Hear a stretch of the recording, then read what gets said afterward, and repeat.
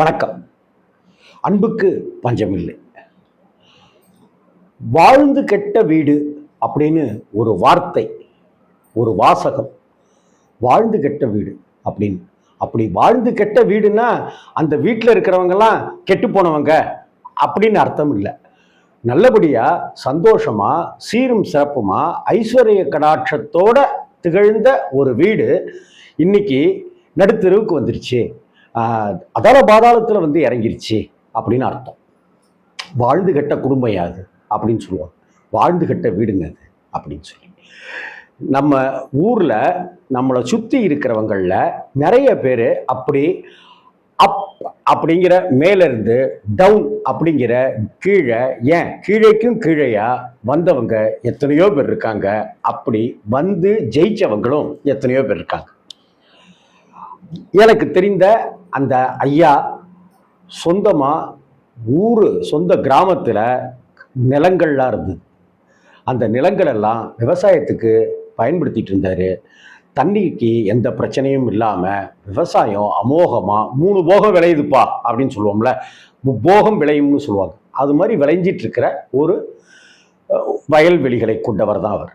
அதே போல அவருக்கு அந்த வசித்து கொண்டிருக்கிற ஊர்ல அவருக்கு மிகப்பெரிய வீடு இருந்தது. அந்த வீடு வந்து ஒரு தெருவில், கிழக்கு தெருன்னு வச்சுக்கோமே, கிழக்கு தெருவில் ஒரு வாசல், அதனுடைய கொல்லைப்புறம்ங்கிறது மேற்கு தெருவில் இருக்கும். கிழக்கு தெருவில் வாசல். அந்த வாசலை திறந்து வீட்டுக்குள்ளார போனாக்க அப்படியே நீளத்துக்கு போயிடலாம். இடதுகை பக்கமும் வலதுகை பக்கமுமா ரூம்கள் இருக்கும், மாடிப்படிகள் இருக்கும். மாடிப்படிக்குள்ளார குகை மாதிரி பரன் மாதிரியான விஷயங்கள்லாம் இருக்கும். இதெல்லாமே அப்படிப்பட்ட பிரம்மாண்டமா இருக்கும். பின் தெருவுல தான் வந்து கொல்லை பக்கம் இருக்கும். அவ்வளவு பிரம்மாண்டமான வீடு. அந்த வீட்டினுடைய நிறம் கூட மஞ்சள் நிறத்திலான கட்டடம் அது. அந்த கட்டடத்தை தன்னுடைய பேர குழந்தைகளுக்கு அவர் வந்து அந்த பக்கம் போகும்போது அந்த வீட்டை ஒரு நாள் காட்டினார். அந்த தெரியுதுல்ல அப்படின்னு. அந்த ஊர்ல திங்கக்கிழமை வார சந்தை கூடும். அந்த வார சந்தை கூடுவது அந்த ஒரு தார் சாலையில, அந்த ஊர்ல இருக்கிற ரோட்ல வலதுகை பக்கத்துல வாரச்சந்தை, இடதுகை பக்கத்துல அங்க ஒரு 100 அடியில ஒரு வீடு தெரியும். அந்த வீடை அந்த ஐயா காமிக்கிறாரு. அந்த தாத்தா பேர குழந்தைகள்கிட்ட காமிக்கிறாரு. இதுதான் ஒரு காலத்துல தாத்தாவுடைய வீடா இருந்துச்சு. தாத்தா ஒண்ணுமே இல்லாதவன் ஆயிட்டனா, அதனால இப்ப இந்த வீடு நம்ம வீடா இல்லாம போயிடுச்சு. இல்லாட்டினா அதோ அந்த திண்ணையில தான் நீங்க உட்காந்து பாடம் படிச்சுட்டு இருப்பீங்க. அந்த திண்ணையில தான் உட்காந்து தாத்தா உங்களுக்கெல்லாம் கதை சொல்லிட்டு இருப்பேன் அப்படின்ட்டுலாம் அந்த தாத்தா பேர குழந்தைகள்கிட்ட சொல்றாரு. பேர குழந்தைகளுக்கு அப்ப பாதி புரியுது, பாதி புரியலை. அதற்கு பிறகு காலங்கள் செல்ல செல்ல அந்த வீடு எவ்வளோ பெரிய வீடு அப்படிங்கிறது அந்த பேர குழந்தைகளுக்கு தெரிய ஆரம்பிக்குது. அது மட்டும் இல்லாம தாத்தா இப்போதைய நிலைமையில எப்படி இருக்காரு அப்படிங்கிறது தெரிய ஆரம்பிக்குது. மின்சார வசதிகளே இல்லாத ஒரு வீட்டில் மாதம் 8 ரூபாய் 10 ரூபாய் அப்படிங்கிற வாடகைக்கு அவங்க இருக்காங்க. நான் சொல்றது கிட்டத்தட்ட 60கள்லையும் 70கள்லையுமா. மாசம் 10 ரூபாயோ 12 ரூபாயோ வாடகை கொடுத்துக்கிட்டு மின் விளக்கு இல்லாம அரிக்கேன் விளக்கும் சிம்னி விளக்கும் ஏற்றி வச்சுக்கிட்டு அப்படியான ஒரு குடும்பத்துல வாழ்கிற ஒரு நிலை தான் அந்த பேர குழந்தைகள் பார்க்கிறாங்க. ஒரு பக்கம் பேர குழந்தைகள் வளர வளர இப்படி ஒரு வீடு இருந்த தாத்தாவுக்கு இப்படி ஒரு வீட்டில் கரண்டே இல்லாத வீட்டில் வசிக்கக்கூடிய நிலைமை வந்துருச்சே அப்படின்னு ஒரு ஆதங்கம், ஒரு தவிப்பு அந்த பேர குழந்தைகளுக்கு இருந்தது. அதுலேயும் அந்த கடைசியா ஒரு பேரப்பைய அவன் என்ன பண்ணுவான், அங்க இருக்கிற ஒரு கோயிலுக்கு போனாக்க தாத்தாவுக்கு நல்லபடியா காசு கிடைக்கணும், மாமாவுக்கு நிறைய காசு கிடைக்கணும். அந்த காசு கிடைச்சி மாமா தாத்தா இதே ஊர்லயே பெரிய வீடு கட்டி அங்க வாழணும் அப்படின்னு அந்த பேர குழந்தை அந்த கோவில்ல போய் வேண்டிக்குவான். அந்த கோவிலுக்கு போகும்போதெல்லாம் வேண்டிக்குவான். இப்படி வேண்டிக்கணுங்கிறதுக்காகவே கோயிலுக்கு போக ஆரம்பிச்சான். அப்படிப்பட்ட ஒரு சூழ்நிலை. இன்னொன்னு, அந்த தாத்தா வந்து அந்த சிம்னி விளக்க துடைக்கிறதே அவ்வளவு நர்வஸா, அவ்வளவு அழகா, அவ்வளவு பாந்தமா இருக்கும். தினமும் அந்த விளக்க தொடச்சாதான் பளிச்சுன்னு வெளிச்சம் தரும். அதை அப்படி ஒரு துணி எடுத்துக்கிட்டு அந்த சிம்னி விளக்குக்குள்ளாரையும் அரிக்கன் விளக்குக்குள்ளாரையும் கைவிட்டு அந்த தாத்தா துடைக்கிறது அந்த பேரப்பைய ஆன்னு கண்கள் விரிய பார்த்துக்கிட்டே இருப்பான். இவ்வளவு அழகா அந்த விளக்க எரிய வைக்கிற அந்த தாத்தாவுக்கு ஏன் இப்படி ஒரு ஒளிமயமான எதிர்காலத்திலிருந்து ஒளிமயமான காலத்திலிருந்து ஒரு இருள் சூழ்ந்த காலமா மாறிடுச்சு அப்படின்னு ஒரு தவிப்பு, ஒரு கலக்கம் இருக்க இருக்க தாத்தா கிட்ட மட்டும் கம்பீரம் குறையவே இல்லை. தாத்தா கிட்ட பணத்தோட தாத்தா எப்படி இருந்தாருன்னு அவங்க அம்மாலாம் சொல்லி கேள்விப்பட்டிருக்கான் அந்த பையன், ஆனா அந்த பேரப்பையன். ஆனா தாத்தா அதே கம்பீரத்தோட தான் ஊர்ல வலம் வந்துட்டு இருந்தார். யார்கிட்டயா இருந்தாலும் அந்த கம்பீரத்தை தாத்தா இழக்கவே இல்லை. யாரோ ஒருத்தங்க இறந்து போயிட்டாங்க தூக்கு மாட்டிட்டு அப்படின்னு சொன்னாக்க யாரை பத்தியும் கவலைப்பட மாட்டார். செத்துட்டானா இருக்கானான்னு தெரியலங்க அப்படின்னு சொல்லுவாங்க. அப்படிதானே, உள்ள பூந்து எடுத்து பார்த்தா தானே தெரியும் செத்துட்டாங்களா இல்லையான்ட்டு அப்படின்னு ஓட்டை பிரிச்சு உள்ள போய் அவங்கள தூக்கிட்டு வந்த கதையெல்லாம் எனக்கு சொல்லப்பட்டிருக்கு அப்படின்னு அந்த பேரப்பைய வியந்து வியந்து சொல்லியிருக்கான் நண்பர்கள் கிட்டலாம். அப்பேற்பட்ட ஒரு தைரியம், ஒரு திமிர், ஒரு தெனாவட்டு, ஒரு கம்பீரம், ஒரு கௌரவம் அப்படின்னு தாத்தா வாழ்ந்துட்டு இருக்காரு. ஆனா கையில காசு கிடையாது. கத்திரிக்கோள் சிகரெட்டு குடிக்கிறதுக்கு கூட காசு வச்சுக்கிட்டு அந்த சிகரெட்டு குடிக்கிறது கூட அவருக்கு ஒரு இதுதான்.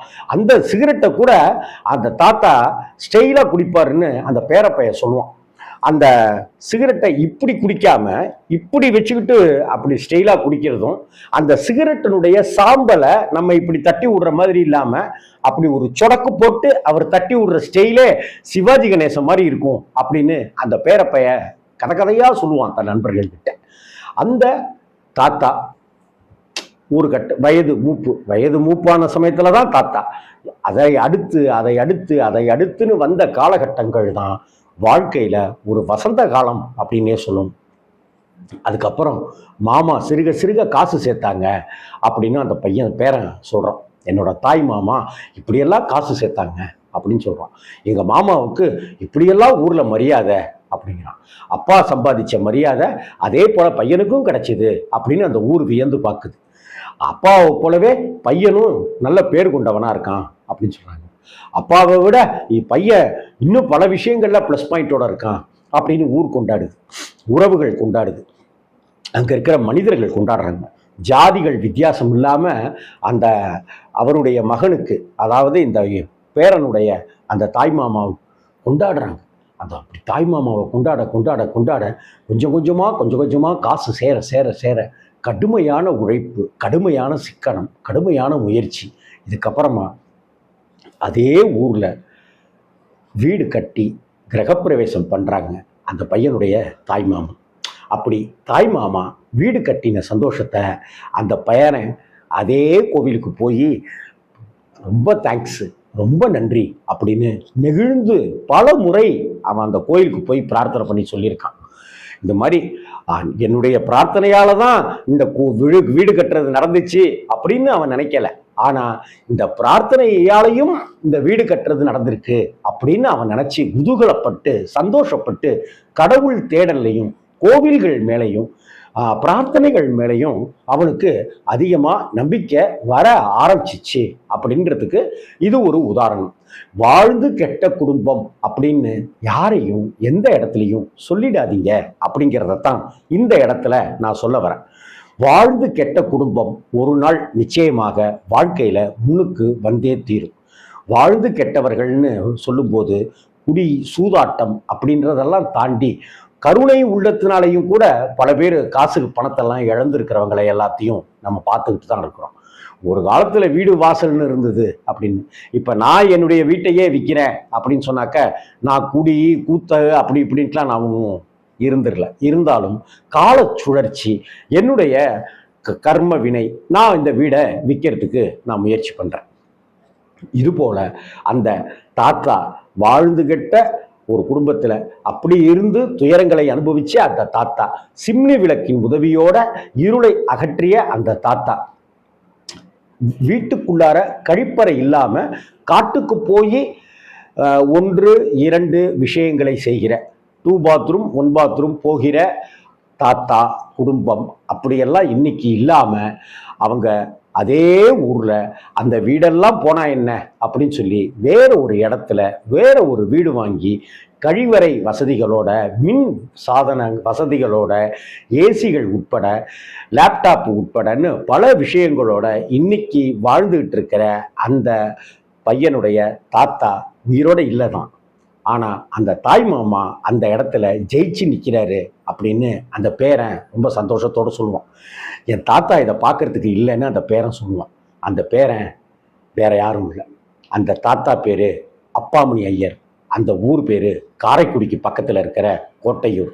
அந்த தாய் மாமா என்னுடைய தாய் மாமா ராமையா அப்படின்னு சொல்லப்படுகிற ராமகிருஷ்ணன். மிகச்சிறந்த பக்திமான், மிகச்சிறந்த பாடகர், மிக அற்புதமான மனிதர். என் வாழ்க்கையில் நான் ரொம்ப ரொம்ப நேசிக்கிற மனிதர்களில் என் தாய் மாமாவும் ஒருத்தர், என்னுடைய ராமையா மாமாவும் ஒருத்தர். அப்படி வாழ்க்கையில் ஜெயித்தவர்களை நாம் உதாரணமாக எடுத்துக்கிட்டோம்னாக்க இந்த உலகத்தில் ஒரு கட்டமைப்போட ஒரு குடும்ப கட்டமைப்போட சேர்ந்து நின்று ஜெயிச்சோம்னாக்க இந்த உலகத்தில் ஜெயிப்பதற்கு கண்டிப்பாக காலம் இடம் தந்தே தீருங்கிறதுக்கு அந்த வீடு, எங்கள் மாமா வீடு, எங்கள் தாத்தா வீடு ஒரு உதாரணம். அந்த மனிதர்கள், அந்த உறவுகள் ஒரு உதாரணம். இது அன்புக்கு பஞ்சமில்லை. அதனால தான் அந்த வீடு ஜெயிச்சிருக்கு. வணக்கம்.